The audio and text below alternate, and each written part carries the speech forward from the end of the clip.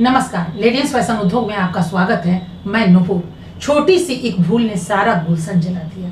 जी हाँ, कल बीते शनिवार को अपर सत्र न्यायाधीश पंकज कुमार श्रीवास्तव ने एक महिला को फांसी की सजा सुनाई। जी हाँ, हम बात कर रहे हैं शाहजहांपुर की। यहाँ पे रमनदीप कौर को मिली है फांसी की सजा और उनके प्रेमी मिट्ठू को मिली उम्र कैद की सजा।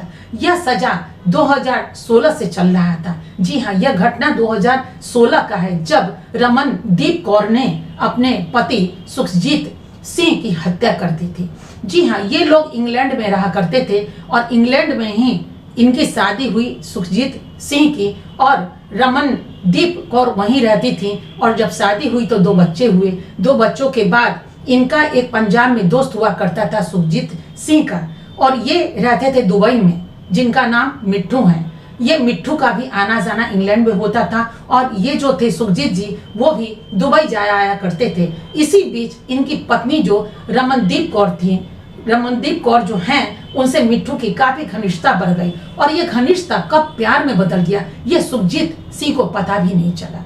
क्योंकि जिंदगी घर में कैसे उलझ जाती है और कैसे चलती है, ये जेंट्स को पता नहीं चलता, और जेंट्स बाहर क्या करते हैं वो महिला को पता नहीं चल पाता। यही फंदा होता है और 7 फेरों का रिश्ता यही कलंकित हो जाता है, जब अपने मन को आप भटका लेते हैं। कहते हैं ना, मृग मरीचिका की तरह आप भागते चले जाते हो सुख के उसमें खोज में, और सुख यहाँ है वहाँ है वहाँ है। न जाने आपको कौन सा सुख चाहिए था, जिसमें आपने साजिश के तहत अपने प्रेमी के साथ मिलकर अपने ही पति की आपने हत्या कर दी। जी हाँ, ये हत्या 2016 की है।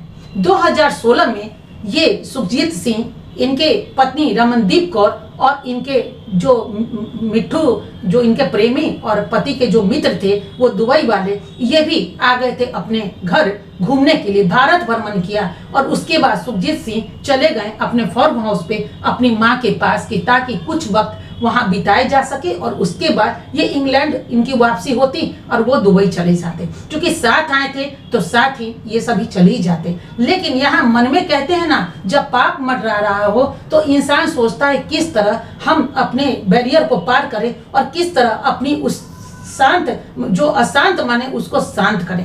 लेकिन शांति की खोज यहाँ कहाँ, वो तो और भी आसान कर देता है। जहाँ आप साजिश रचेंगे, तो पत्नी ने अपने प्रेमी के साथ मिलकर साजिश रची और उनके जो क्या कहते हैं प्रेमी जो थे वो आ गए सुखजीत जी के यहाँ। चूंकि दोस्ती थी, कुछ भी ऐसा नहीं लगा, दोनों की दोस्ती बहुत पुरानी थी, गहरी थी। अब पति को तो पता नहीं चला कि मेरा दोस्त गद्दार निकल जाएगा और पत्नी भी निकल जाएगी बेवफा। अब इन लोगों ने क्या किया कि जब पति सोए थे तो आ गई रमनदीप कौर, उनके सीने पे बैठ गई और तकिए से मुंह को दबाया, और पति के जो मित्र थे मिट्ठू, उन्होंने हथौड़ा लेकर के 2 हथौड़ा इनके सर पर मारा। सर पर मार करके, एक कोई नींद में सोया इंसान को कोई मुंह दबा दे और उसके बाद कोई हथौड़ा मारे, वो छटपटाहट आप महसूस कीजिए। अब वो छटपटाहट महसूस हुई तो इनकी पत्नी को ये लगा, रमनदीप कौर को, कि ये मरा नहीं। उसने कहा ये मरा नहीं, इसे अब मारते हैं, और उन्होंने चाकू से रेत दी गले को और उसके बाद पति मर गए वहीं पे। ये छोटा सा बच्चा वहां अपनी आंखों से देखता रहा, लेकिन मासूम मन करे तो करे क्या।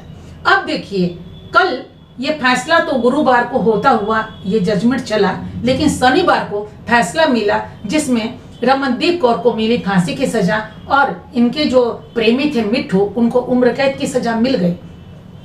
बाहर जब अधिवक्ता महोदय निकले अशोक कुमार, तो उन्होंने बताया कि ये जो रमनदीप कौर है, ये बरसों से 22 वकील बदल चुके हैं। 22 वकील बदलने के बाद तब जाकर ये फैसला हाथ में लगा और इंसाफ यानी कि न्याय मिल गया उस बूढ़ी आंखों को, उस माँ को, जिनका इकलौता बेटे की हत्या उनके बहू ने कर दी और करवा दी। दोनों प्रेमी के साथ मिल करके हत्या जबरदस्ती। तो एक बूढ़ी माँ जो अपने बेटे को इसलिए पालती है कि ताकि वो बुढ़ापा का सहारा बन जाए, और उस बेटे की हत्या अगर देखती हो तो एक माँ पे क्या गुजरेगा, एक बहन पे क्या गुजरेगा। तो माँ ने कहा कि न्याय मुझे मिल गया, क्योंकि यहाँ मुझे भरोसा था। बहन ने भी कहा कि भाई तो वापस नहीं आएंगे, लेकिन न्यायालय पे हमें उम्मीद और भरोसा था, और आज हमें वो न्याय मिला और भाई का भी मन आज शांत हो गया होगा। जी हाँ, ये महिला ने क्या किया, रमनदीप कौर ने रात के खाने में सबको नशा मिला दी। सबने तो खाया लेकिन बड़ा बेटा ने खाया नहीं, जो छोटा था। और इसी बेटे की सब गवाही जो थी वो काफी मजबूत लिए था, क्योंकि 16 गवाह में इनका ही एक बेटा गवाह बना, जिसने अपनी माँ को फांसी की सजा दिलवा दी, जिसकी उम्र लगभग 8 से 9 साल है। आप समझ सकते हैं, उन्होंने जज साहब को कहा कि मेरी मम्मी ने अंकल से कहा कि हथौड़ा मारो।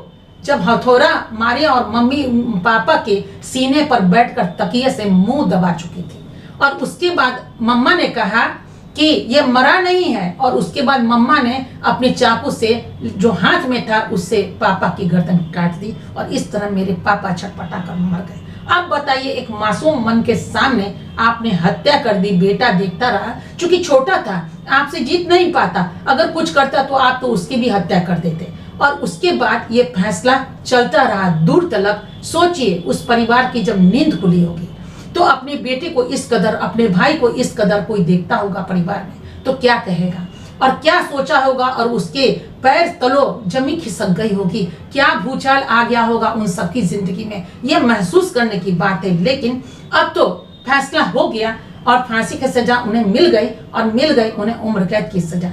ये बातें तो अलग थी, लेकिन ये बातें से सीख क्या मिलता है, सबक क्या मिलता है। आज भी अगर हमारे यहाँ के लोग, महिला और पुरुष दोनों ले ले, तो आज भी सुखमय जिंदगी जिया जा सकता है। लेकिन यह पहली घटना नहीं है जब एक पत्नी ने पति को मारा हो, या कहीं सुनने को मिलता है कि पति ने पत्नी को मार दिया हो, या प्रेमी ने प्रेमी को मार दिया हो, या प्रेमिका ने मार दिया हो। इस तरह की चीजें आए दिन हमारी आंखों से गुजरता रहता है और दिल दहल सा जाता है। अगर सुख से नहीं रह सकते, चैन से नहीं रह सकते, पति से सुख शांति नहीं मिलती, या किसी पति को अगर अपनी पत्नी से वो शांति नहीं मिल पाता, तो इतनी हिम्मत जुटा सकते हैं अपने प्रेमी के साथ या प्रेमिका के साथ मिलकर पति या पत्नी की मतलब हत्या करने तक आप कदम उठाने के लिए अपने में मजबूती ला सकते हैं। तो इतनी मजबूती जुबान में क्यों नहीं ला सकते? टेबल टॉक करके बोल दीजिए, मुझे आपके साथ नहीं रहना है, हम रह ही नहीं सकते।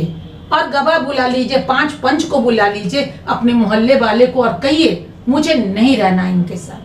जिनको नहीं रहना हो वो ना रहें, और जिनको रहने की इच्छा हो कि नहीं बाबा, पत्नी तो जैसी भी है, इसको तो मेरे साथ ही रहना है, तो बस इसी चीज को भुगतना पड़ेगा। तो सबसे यही कहना है कि जिनका मन ना माने अपने साथ रहने का या रखने का, वो क्यों नहीं अलग हो जाते। अलग हो जाइए, जियो और जीने दो। यही प्रवृत्ति को अपनाना सही बात है, इस कलयुग में सही होगा। ये कभी लालच मत कीजिए, अरे हमने तो इतना दिया, मेरा पति इतना कमाता है, अलग हो जाएगा, हम कैसे रहे, चलो हत्या कर दो। नहीं, ये चीजें मन से बिल्कुल उखाड़ कर फेंक दीजिए, क्योंकि हत्या संपाप कुछ भी नहीं होता है। और एक चींटी को भी पांव से अगर कुचल जाता है तो दर्द यहाँ होता है कि एक निर्दोष की जान चली गई। और वह पति जिनके 2 बच्चे हैं, 2 बच्चे को आपने जन्म दोनों ने मिलकर दिया, अरे दोनों फूल से बच्चे की परवरिश करते, देखते जितनी कितनी प्यारी होती है, कितनी सुखद होती, लेकिन ये हुआ नहीं। और आप उस खोज में चले गए मृग मरीचिका की तरह, यहाँ नहीं वहाँ नहीं, वहाँ कहाँ सुख मिला। अब फांसी की सजा मिलेगी तो सुख मिल जाएगा। और उस प्रेमी के लिए भी कि दूसरी पत्नी से प्रेम कर लिए, आप तनिक भी नहीं सोचे कि वो आपके दोस्त की पत्नी है, लाख कोई एक फिसले, लेकिन दोनों कैसे फिसल सकता है। आप एक शादीशुदा महिला थी, सबसे पहला कर्तव्य और फर्ज होता है अपने पति के साथ रहना। पति खराब हो या अच्छा हो, या तो अलग हो जाइए, तब विवाह कीजिए ना, कौन मना करता है। लेकिन इस तरह पति को धोखा देके, आखिर एक बेडरूम में पत्नी की इजाजत होती है पति के साथ रहने का, और पति रहते हैं। ये एक परिवार का मामला नहीं, एक बेडरूम का मामला होता है। उस बेडरूम में कैसे कोई पति जिए अपनी पत्नी के साथ, और कैसे कोई पत्नी रहे अपने पति के साथ। ये बहुत अविश्वास की घटनाएं हो गई। और घर घर में अब लोग यही सोचेंगे, पता नहीं मेरी पत्नी तो बाहर जाती है, पता नहीं मेरा पति तो बाहर आता है, इसका नेचर आजकल बदल रहा है। भले ही वो बॉस की टेंशन में हो या किसी न किसी पारिवारिक टेंशन में हो, उलझन में, अब तो सबकी दीवारें हर घर में खड़ी हो जाएंगी। तो क्या आदमी जिए तो कैसे जिए। तो इन्होंने शादी जैसा खूबसूरत जो क्षण होता है, जो रिश्ते होते हैं, उसको दागदार कर दिया, और विश्वास का तो गला घोट ही दिया। इसके दोस्त ने दोस्ती पर भी दाग लगा दी। तो ऐसे दोस्त किस लिए, काहे के लिए, जिनको दर्द नहीं हुआ अपने दोस्त पे हथौड़ा चलाने के लिए, धन दौलत कमाने की चीज होती है, लेकिन रिश्ते जो मिलते हैं ना, वो रिश्ते बहुत मजबूती बड़ा होना चाहिए और रिश्ते जल्दी बनते नहीं। इसको पनपाने में उतना ही वक्त लग जाता है जिस तरह हम एक पेड़ को खाद पानी डालकर सींचते हैं या फिर एक बच्चे को हम पोस पाल कर बड़ा करते हैं। तो इस तरह की जिंदगी आखिर रमनदीप कौर क्या ढूंढ रही थी जो एक पति में मिला नहीं, और आखिर उनके जो मिट्ठू थे वो अगर शादी नहीं किए तो उनको तो अपना विवाह कर लेते तो अच्छी पत्नी मिल सकती थी। दोस्त की पत्नी पे क्यों इस तरह आग गिराकर वो बैठ गए? तो आज उम्र कैद की सजा मिल गई एक लड़की के लिए, एक महिला के लिए। आपको यानी कि अपने दोस्त की जो हत्या की तो वो तो मर गए, वो तो चले गए, अब तो वो कहीं और दुनिया में होंगे, लेकिन आपको इसी जेल की काली कोठरी में गुजारने पड़ेंगे हर पल, और अब पछता के कुछ नहीं कर पाएंगे क्योंकि हत्या करके आप अंदर जा चुके हैं। और आपकी जो प्रेमिका थी उसको फांसी की सजा मिलेगी, वो तो ऊपर जाएगी। अब हाथ में क्या मिला?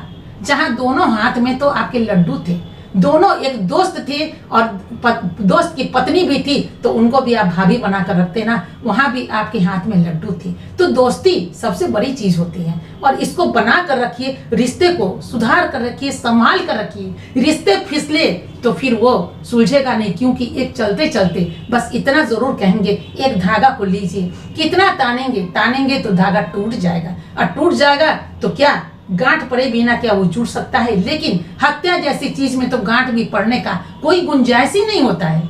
माफी तो यहाँ पे है नहीं, कौन देगा माफी? सजा मिल गई और वकील बदलने से क्या होगा? सच छनकर तो सामने आएगा ही आएगा। तो बचाइए अपने घर को, परिवार को, महिला हो या पुरुष, सबसे पहले मोहब्बत अपने घर में ही ढूंढिए, अन्य जगहों पे मत ढूंढिए। और शादीशुदा महिलाएं जो हैं वो बिल्कुल इस बात का ख्याल करें, और ख्याल करे पति भी कि पत्नी में ही मोहब्बत ढूंढिए और पत्नी पति में मोहब्बत ढूंढे तो